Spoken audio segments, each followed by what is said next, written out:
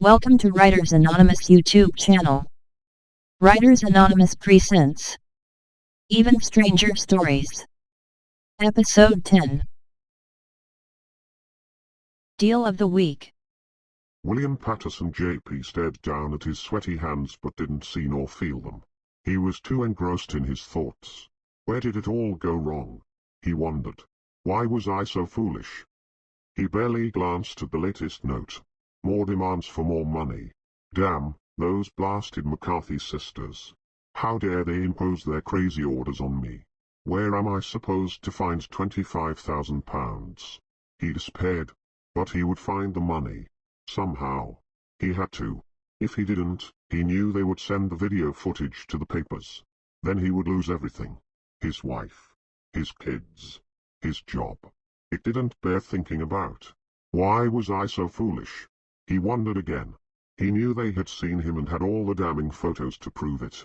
That's when the demands had begun. Of course, they were very clever and had covered their tracks well. He thought about telling his dear friend, Tim Dawson, the police commissioner. Maybe he would be able to help. But then, he realized that Tim wouldn't risk his own career to protect a lawbreaker. Especially when the lawbreaker was the pillar of society William was supposed to be. No.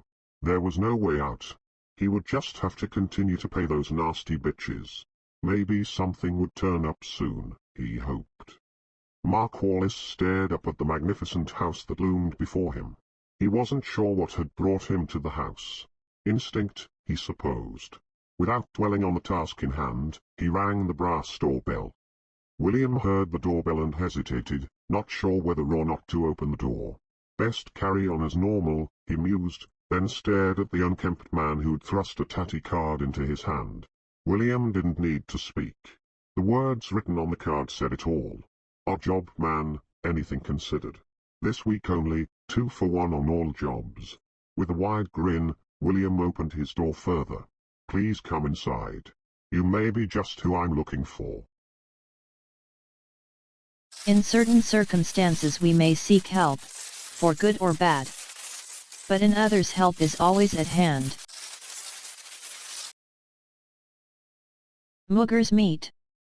No sooner had he stepped outside the gym. Peter was almost knocked down by a wraith of a lad as he ran past in top flight. Peter removed his mirrored sunglasses and watched curiously. An instant later the lad lashed out and punched a young woman exiting the butcher's, snatching her bag as she fell to the floor. That was enough for Peter. He dumped his kit and took off after the mugger.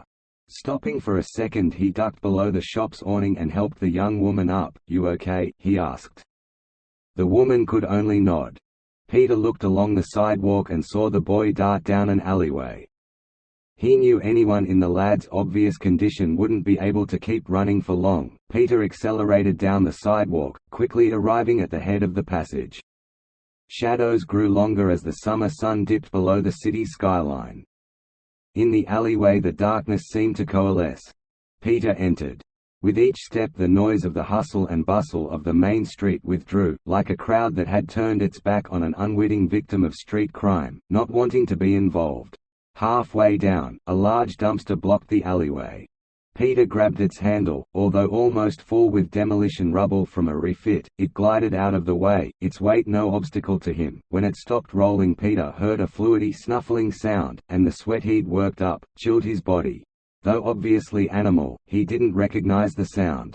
A light flicked on in a window above the alleyway and the boy came into view. He was hunched over the woman's bag, greedily gnawing at something that looked like raw meat.